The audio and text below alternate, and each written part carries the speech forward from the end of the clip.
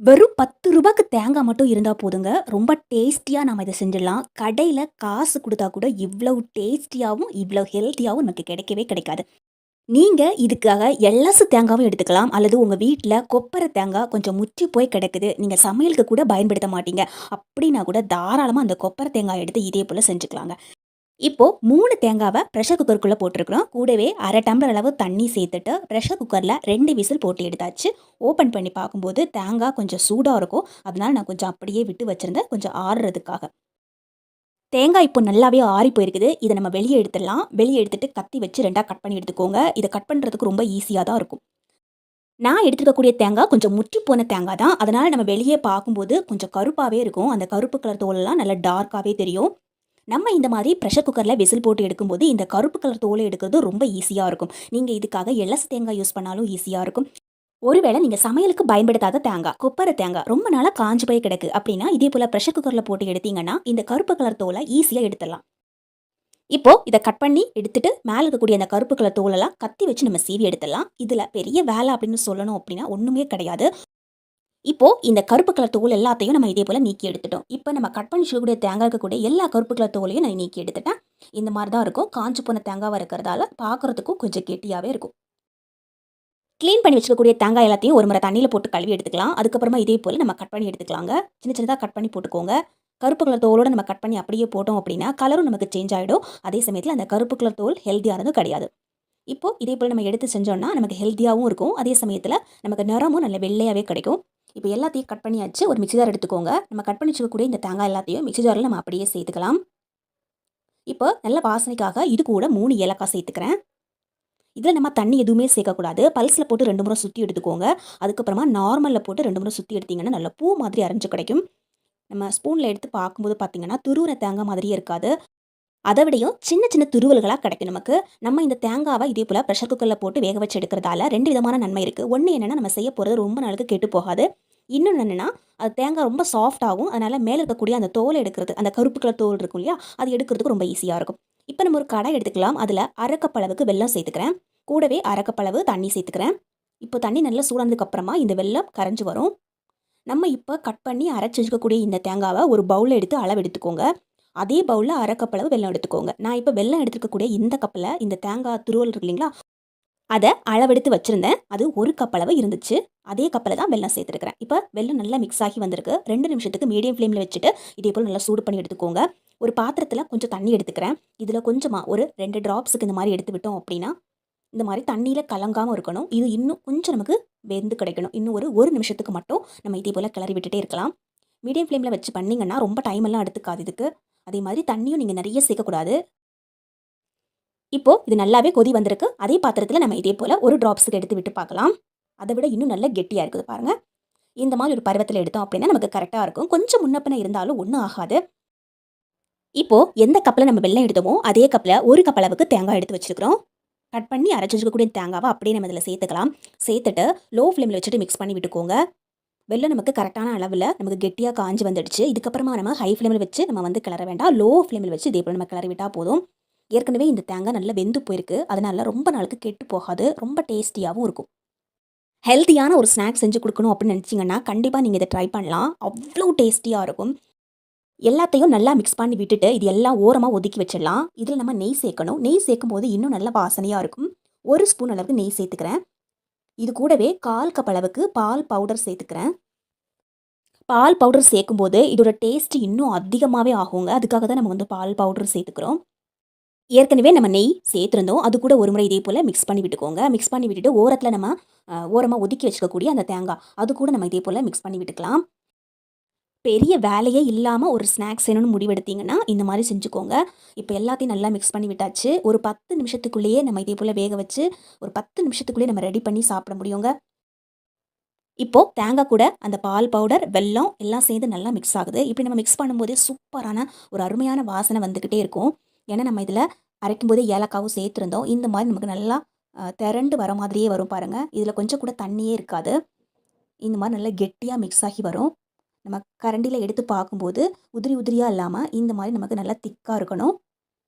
இப்போ ஒரு பிளேட் ஒண்ணு எடுத்துக்கலாம். அல்லது நீங்க சின்னதா ஒரு டிஃபன் பாக்ஸ் கூட எடுத்துக்கலாங்க. இதில கொஞ்சமா நெய் விட்டுக்கோங்க. இது மாதிரி கொஞ்சம் இடத்துல மட்டும் இந்த மாதிரி தேய்ச்சி விட்டுக்கோங்க. நீங்கள் டிஃபன் பாக்ஸ் சின்னதாக எடுத்தாலும் ஓகே தான். அப்ளை பண்ணி விட்டாச்சு. அடிக்கடி நம்ம வீட்டில் தேங்காய் யூஸ் பண்ணுவோம் அப்படின்னா, கண்டிப்பாக நம்ம வீட்டில் 1, 2 தேங்காய், கொப்பரை தேங்காய் ஓரமாக இருந்துட்டு தான் இருக்கும். ஃப்ரிட்ஜில் கூட ரொம்ப காஞ்சு போன தேங்காய் கூட இருக்கும். அதெல்லாம் நம்ம சமையலுக்கு எடுத்து பயன்படுத்தவே மாட்டோம். அந்த மாதிரி இருக்கக்கூடிய தேங்காய்களை கூட நீங்கள் இந்த மாதிரி செஞ்சுக்கலாம். அதே மாதிரி ரொம்ப நாளுக்கு கெட்டு போகவும் செய்யாது.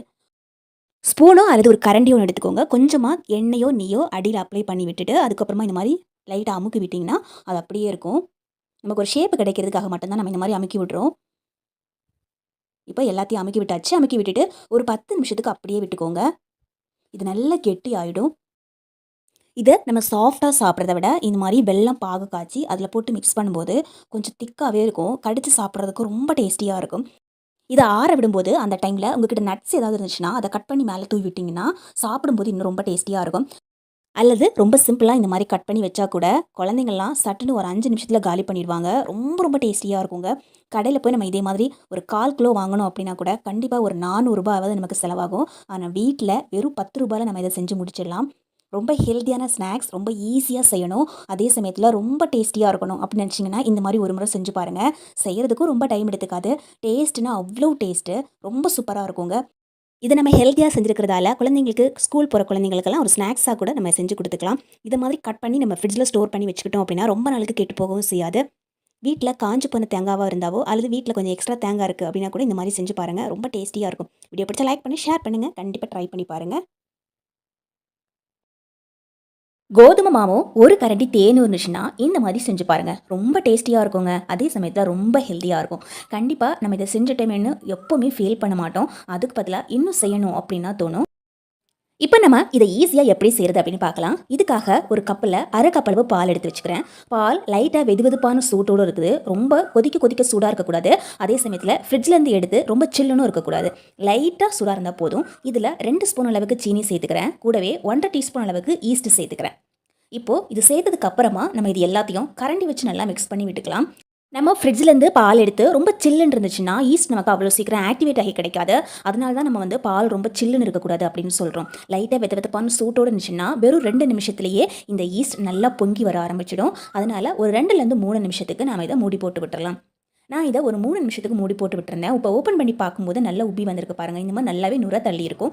அதுக்கப்புறமா நாம் இதே போல் மிக்ஸ் பண்ணி எடுத்துக்கலாம். இப்போ நம்ம ஒரு பவுல் எடுத்துக்கலாம். ஏற்கனவே நம்ம மிக்ஸ் பண்ணி வச்சுக்கக்கூடியதை அப்படியே நம்ம இதில் ஊற்றிக்கலாங்க. இது கூட நாம் இப்போ கோதுமை மாவு சேர்த்துக்கலாம். ஒருவேளை உங்கள்கிட்ட கோதுமை மாவு இல்லைன்னா இதுக்கு பதிலாக நீங்கள் மைதா மாவு கூட தாராளமாக சேர்த்துக்கலாம். நான் இன்றைக்கி கோதுமை மாவில் தான் செய்ய போகிறேன். நாம் ஈஸ்ட்டு குட்டியோண்டு ஸ்பூனில் 1.5 டீஸ்பூனுக்கு எடுத்தோம். அதே மாதிரி தான் நம்ம கோதுமை மாவு எடுக்கும்போதும் 1.5 கப் அளவுக்கு எடுத்தோம்னா கரெக்டாக இருக்கும். இப்போ நம்ம ஒரு கரண்டி அளவு தேன் எடுத்துக்கலாம். இப்போது இந்த தேனை நம்ம அப்படியே இதில் ஊற்றிக்கலாம். ஒருவேளை உங்கள்கிட்ட தேன் இல்லைன்னா நீங்கள் இதுக்கு பதிலாக சாதாரணமாக வெதுவெதுப்பான தண்ணியை பயன்படுத்திக்கோங்க. அப்படி செஞ்சாலும் நமக்கு டேஸ்ட் நல்லா இருக்கும். ஆனால் நம்ம தேன் சேர்த்து செய்யும்போது அதோட டேஸ்ட் நமக்கு இதில் கிடைக்குங்க. இப்போ நம்ம ஒரு 1/4 ஸ்பூன் அளவுக்கு உப்பு சேர்த்துக்கலாம். எல்லாத்தையும் நல்லா மிக்ஸ் பண்ணி விட்டுக்கலாம். ஏற்கனவே நம்ம இதில் பால் சேர்த்துருக்கிறோம் இல்லைங்களா, அது கொஞ்சம் தண்ணியாக இருக்கும். பத்தாததுக்கு நம்ம இதில் தேனும் ஊற்றிருக்கிறோம், அதுவும் கொஞ்சம் தண்ணியோடு இருக்கும். அதனால் முதல்ல நம்ம மிக்ஸ் பண்ணி விட்டுக்கலாம். அதுக்கப்புறமா நம்ம இதில் தண்ணி சேர்க்கணும். தண்ணி ரொம்ப கூலிங்காக இல்லாமல் லைட்டாக வெதவெதப்பான சூட்டோடு நம்ம பிசைஞ்சு எடுத்துக்கலாம். நாம் இதில் 1.5 கப் அளவுக்கு கோதுமை மாவு சேர்த்துருந்தோம். அதுக்கு 1 கப் அளவு தண்ணி கரெக்டாக இருக்குங்க. இந்த மாவில் நம்ம தண்ணி சேர்த்து பிசையும்போது முதல்ல கை லைட்டாக ஒட்டுற மாதிரியும் இருக்கும். அதுக்கப்புறம் நமக்கு இந்த மாதிரி கையில் ஒட்டாமலே வந்துடுங்க. மாவு லைட்டாக இதே மாதிரி கையில் ஒட்டாமல் வந்ததுக்கப்புறமா மாவு அப்படியே தரையில் எடுத்து வச்சு இதே போல் நம்ம தேய்ச்சி விட்டோம்னா இன்னும் மாவு நல்லா சாஃப்டாகி கிடைக்கும். உங்ககிட்ட கட்டை இருந்துச்சுன்னா நீங்கள் கட்டையில் கூட வச்சு தேய்ச்சி விட்டுக்கலாம், அல்லது சுத்தமான இடத்துல இதே போல் வச்சு தேய்ச்சி எடுத்துக்கலாம். இப்படி நம்ம தேய்க்கும் போது மாவு ரொம்ப சாஃப்ட் ஆகிடும். செய்யும்போதும் நல்லா வரும். அதுக்காக தான் நம்ம இதே மாதிரி இதை தேய்ச்சி எடுத்துக்கிறோம். ஜஸ்ட்டு நம்ம சப்பாத்தி மாவுக்கு பிசைகிற மாதிரி பிசைஞ்சிட்டு அதுக்கப்புறமா ஒரு தடவை இதே போல் தேய்ச்சி விட்டு அதை பிசைஞ்சு எடுத்துக்கிறோம். அவ்வளோதான். இப்போ நம்ம இதை அப்படியே இந்த பவுல் எடுத்து வச்சுக்கலாம். இது கூட 1 ஸ்பூன் அளவுக்கு நெய் சேர்த்துக்கிறேன். இதுக்கு பதிலாக நீங்கள் பட்டர் சேர்த்துக்கலாம், அல்லது ஸ்மெல் இல்லாத எண்ணெய் சேர்த்துக்கோங்க. சன்ஃப்ளவர் எண்ணெயோ அல்லது வேறு ஏதாவது ஸ்மெல் இல்லாத எண்ணெயை நீங்கள் 1 ஸ்பூன் அளவுக்கு சேர்த்துக்கோங்க. நார்மலாக நம்ம செக்கெண்ணெய் எல்லாம் சேர்த்தோன்னா அதில் லைட்டாக ஸ்மெல் இருக்கும். அந்த எண்ணெய் நம்ம இதில் சேர்க்கும்போது நம்ம சாப்பிடும்போதும் அதில் அந்த ஸ்மெல் அடிக்க ஆரம்பிச்சிடும். அதனால தான் நம்ம ஸ்மெல் இல்லாத எண்ணெயாக பார்த்து சேர்க்க சொல்லியிருக்கிறோம். நீங்கள் பட்டர் சேர்த்தாலும் ஓகே தான். இப்போ மேலே லைட்டாக இதே போல் எண்ணெய் அப்ளை பண்ணி விட்டுக்கோங்க. இதை நம்ம மூடி போட்டு விட்டுடலாம். இது நம்ம ஒரு அரை மணி நேரத்துக்கு அப்படியே விட்டு வச்சோம்னா இது நல்லா உப்பி வர ஆரம்பிக்கும். நம்ம பிசைஞ்சு வச்சுருந்த மாவுலேருந்தோ டபுள் மடங்கு இது நல்லாவே உப்பி வந்திருக்கும் பாருங்கள். இந்த அளவுக்கு நமக்கு நல்லா உப்பி வரணும். ஒரு அரை மணி நேரம் நம்ம அப்படியே மூடி போட்டு விட்டாலே போதும். இப்போ நம்ம இதே போல் அமுக்கி விட்டோம்னா நல்லாவே தெரியுது. இந்த ஏர் பில்ஸ் உள்ளே இருக்கிறது நல்லா தெரியணும். இப்படி இருந்தால் தான் மாவு நல்லா சாஃப்டாக இருக்குது அப்படிங்கிற மாதிரி அர்த்தம். மறுபடியும் நம்ம இதே மாதிரி நம்ம சுருட்டி எடுத்துக்கலாம் எல்லாத்தையும். இப்போ ஒன்று ஒரு முறை இதே போல் பிசைஞ்சு எடுத்துக்கலாம். இப்போ நம்ம இந்த மாவை அப்படியே கீழே தூக்கி வச்சிடலாம். லைட்டாக கீழே எண்ணெய் அப்ளை பண்ணி விட்டுக்கோங்க. எந்த தரையிலையோ அல்லது கட்டையிலையோ நீங்கள் எந்த இடத்துல வைக்க போகிறீங்களோ அந்த இடத்துல கீழே கொஞ்சம் எண்ணெய் அப்ளை பண்ணி விட்டுக்கோங்க. அதுக்கப்புறமா இதே போல் பரத்தி எடுத்துக்கோங்க. இது ஃபுல்லாக பரத்தி எடுத்ததுக்கப்புறமா இதை நான் 2ஆக ஸ்ப்ளிட் பண்ணி எடுத்துக்கிறேன். கரெக்டாக இதே போல் 2 பகுதியாக ஸ்ப்ளிட் பண்ணி எடுத்துக்கலாம். ஒரு பகுதியை நான் வந்து தனியாக எடுத்து வச்சுக்கிறேன். இப்போ இன்னொரு பகுதி இருக்கு இல்லைங்களா, அதை இதே போல் நம்ம தேய்ச்சி விட்டுக்கலாம். கை வச்சு இதே போல் தேய்ச்சி விட்டால் போதும். நம்ம கட்டையெல்லாம் வச்சு தேய்க்க வேண்டாம். கட்டை வச்சு தேய்ச்சோன்னா அதை ஒட்டியும் பிடிக்கும். அதனால் கை வச்சு லைட்டாக இதே போல் தேய்ச்சி விட்டாவே அழகாக வந்துடும். இப்போ இதே போல் மாவை நல்லா பரத்தி எடுத்துட்டோம். அதுக்கப்புறமா இந்த மாவை நம்ம இதே போல் சுருட்டி எடுத்துக்கலாம். பாருங்கள், சுருட்டும் போது மாவை நல்லா டைட்டாக சுருட்டி எடுத்துக்கோங்க. இதே போல் கொஞ்சம் கூட கேப் இல்லாமல் நம்ம சுருட்டி எடுத்துக்கிறோம். அவ்வளோதான். இப்போ ஃபுல்லாக நம்ம சுருட்டி எடுத்துட்டோம். இப்போ மாவு ஃபுல்லாக சுருட்டி எடுத்ததுக்கு அப்புறமா நமக்கு முனை இருக்கு இல்லைங்களா, அந்த முனையை இதே போல் மாவு கூட ஜாயின் பண்ணி விட்டுருங்க. இல்லைனா அது மட்டும் நமக்கு தனியாக நிற்கும். அதனால இந்த மாவு கூட நம்ம அப்படியே ஜாயின் பண்ணி விட்டுறலாம். இப்போ எல்லாத்தையும் இதே போல் நம்ம ஒட்டி விட வேண்டியதான். 2 சைடு இருக்கக்கூடியதை மடித்து உள் சைடாக விட்டுருக்குறோம். அவ்வளோதான். இப்போ நம்ம ஒரு பிளேட் எடுத்துக்கலாம். 5 சொட்டுக்கு ஏதாவது சமையல் எண்ணெய் சேர்த்துக்கோங்க. அதை லைட்டாக இதே போல் எல்லா இடமும் தேய்ச்சி விட்டுக்கலாம். அதுக்கு மேலே கொஞ்சமாக கோதம்பு மாவு இருக்கு இல்லைங்களா, அந்த கோதம்பு மாவு லைட்டாக இதே போல் எடுத்து ஸ்ப்ரெட் பண்ணி விட்டுக்கோங்க. அப்போ தான் நமக்கு ஒட்டாமல் இருக்கும். உங்ககிட்ட ஏதாவது ட்ரே இருக்குது அப்படின்னா நீங்கள் அதில் கூட வச்சு செஞ்சுக்கலாங்க. அல்லது ட்ரேயே இல்லை அப்படின்னா சாதாரணமாக சிம்பிளாக ஒரு பிளேட் எடுத்து இதே போல் எண்ணெய் அப்ளை பண்ணிவிட்டு மேலே கொஞ்சம் மாவு போட்டுக்கோங்க. கொஞ்சம் கூட ஒட்டவும் செய்யாது. இப்போ நம்ம வச்சுக்கக்கூடிய இந்த மாவை அப்படியே இதுக்கு மேலே வச்சு விட்டுக்கலாம். இதை நம்ம மூடி போட்டு விட்டுடலாம். ஒரு 10லேருந்து 15 நிமிஷத்துக்கு இது அப்படியே இருக்கட்டும். கொஞ்சம் நேரம் அப்படி மூடி போட்டு விட்டாவே லைட்டாக உப்பி வர ஆரம்பிச்சிடும். நம்ம வச்சிருந்த மாவை விட லைட்டாக உப்பி வந்திருக்கு, நமக்கு பார்த்தாவே தெரிஞ்சிடும். இப்போ நம்ம ஒரு ப்ரெஷர் குக்கர் எடுத்துக்கலாம். இந்த ப்ரெஷர் குக்கரில் மண் போட்டுக்கோங்க. ப்ரெஷர் குக்கர் இல்லைன்னா இதுக்கு பதிலாக நீங்கள் கடாய் கூட பயன்படுத்திக்கலாம். இதில் நான் இன்றைக்கி மண் கொஞ்சம் கல் போட்டு வச்சுக்கிறேன். இதுக்கு பதிலாக நீங்கள் உப்பு கூட போட்டுக்கலாம்.